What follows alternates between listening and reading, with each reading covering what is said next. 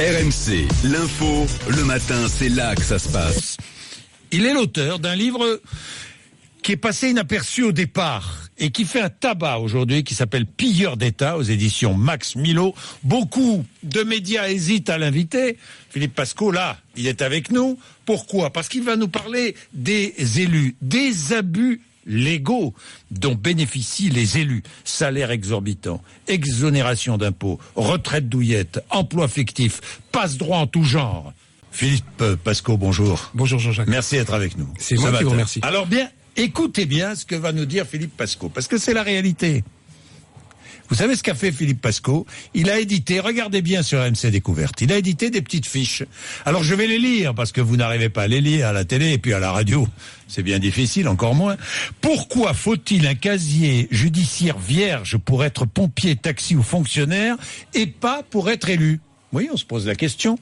À revenu égal avec un salarié, un élu peut payer 2 fois moins d'impôts. Mais oui, un élu peut cumuler jusqu'à 5 retraites et sans plafond. Philippe Pasco, votre livre Pilleurs d'État aux éditions Max Milo recense tous les abus légaux. Oui. Je dis bien légaux, dont bénéficient les élus. Exactement. Je vais vous en citer un autre, puisqu'on est là dans une radio sympathique. Vous savez ce que c'est qu'une pension de reversion ? Oui, évidemment. Un simple salarié, c'est 54% de 19 000 euros maximum. Moi, j'ai une amie qui vient de perdre son mari. Elle touche 357 euros de pension de reversion. Une femme d'élu, ou un homme d'élu, c'est 66% sans plafond. Moi, j'ai du mal à comprendre qu'une femme d'élu soit plus fatiguée qu'une femme de salarié. Et c'est ce que je mets dans Pilleurs d'État.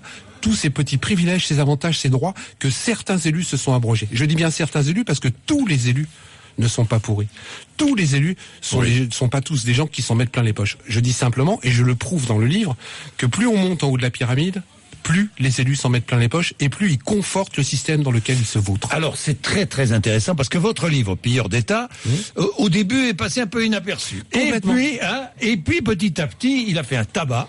Et aujourd'hui, il se vend d'une façon... Il fait un tabac, vraiment. D'ailleurs, certains médias hésitent à vous inviter. Je sais pas pourquoi. J'ai un journaliste l'autre fois qui m'a téléphoné, qui m'a dit « Putain, Philippe, ton livre est génial. Ce qu'il y a dedans, c'est simple. Il y a longtemps qu'on aurait dû l'écrire.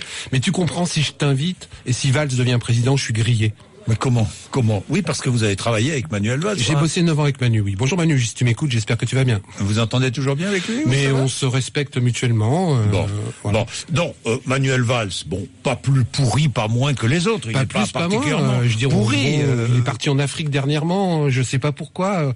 Il y a quelques années, beaucoup d'élus allaient en Afrique avant les élections, c'est pas pourquoi. Non, mais là, ce que je veux dire par là, c'est que moi je défends les élus. Moi aussi. Vous aussi ? Je défends tous les élus, je défends les élus de base, les élus de proximité, celui qui se défonce bénévolement, le petit maire des communes. Ce que je ne défends pas, c'est les élus qui profitent du système pour vraiment se vautrer dans quelque chose du nom, parce que c'est des gens qui devraient être exemplaires.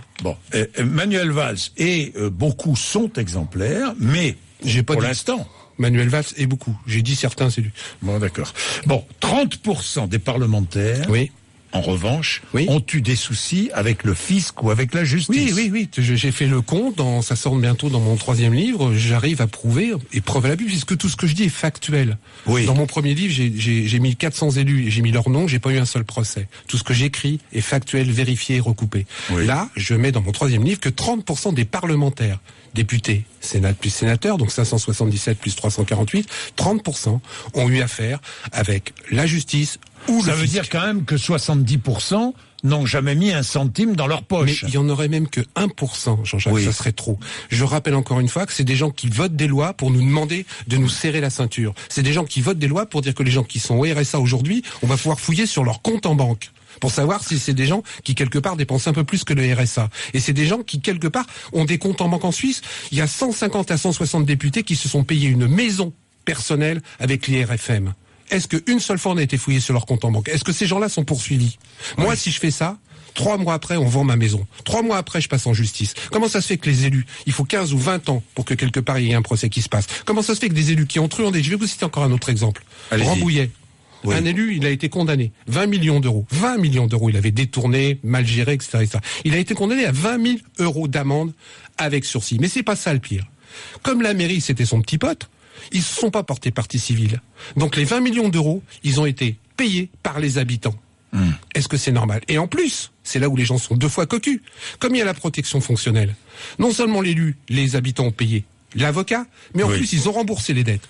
Et ben ça, il faut que ça s'arrête parce que les gens, je vais vous dire aujourd'hui, ils en ont marre. Ils ne croient plus à la peste, ils ne croient plus au choléra, ils n'ont pas envie des chemises brunes, ils n'ont pas envie des chemises rouges. Du coup, il y a des endroits où il y a 75%, 80% d'abstention. Est-ce que c'est normal? Est-ce que ça doit continuer? Je dis non et je l'écris dans le livre Pilleurs d'État. Alors vous dites certains élus touchent plus de 30 000 euros par mois. Leurs retraites sont cumulatives, celles d'adjoints, celles de conseil régional, celles de députés. Ils peuvent avoir jusqu'à 5 retraites et tout ça sans plafond. Mais moi je le croyais quand j'ai commencé ma carrière d'homme politique il y a très très longtemps.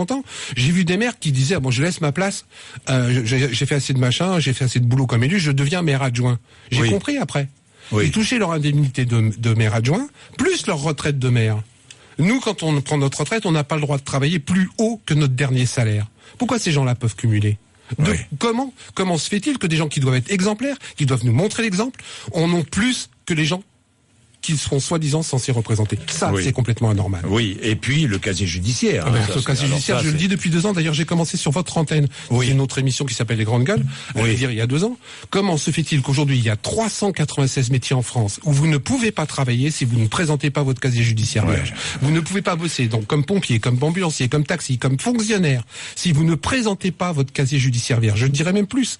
Si vous êtes fonctionnaire et que quelque part vous êtes condamné, on peut vous renvoyer. Sans indemnité, sans rien. Pour être élu ou réélu, on n'a pas besoin de présenter un casier judiciaire vierge. Je demande à Manuel, puisque tu es Premier ministre, il n'y a pas besoin d'une loi pour ça. Juste une petite directive ou un décret ou quelque chose comme ça. Fait que pour être élu ou réélu en France, on soit obligé de présenter son casier judiciaire vierge.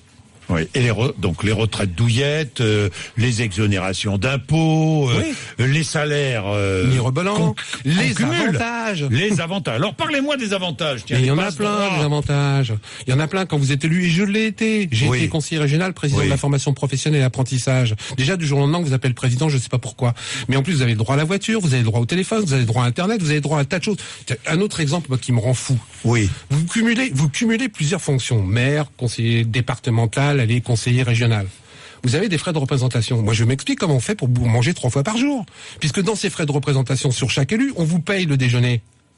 Moi, je mange pas 3 fois par jour. Pourquoi on payerait ces gens-là? Un autre truc, on vous paie 3 fois le déjeuner. Vous avez des frais de représentation sur chaque endroit. Ah bah oui, évidemment. Donc vous déjeunez 3 fois. C'est parce que je sache, les gens déjeunent qu'une fois.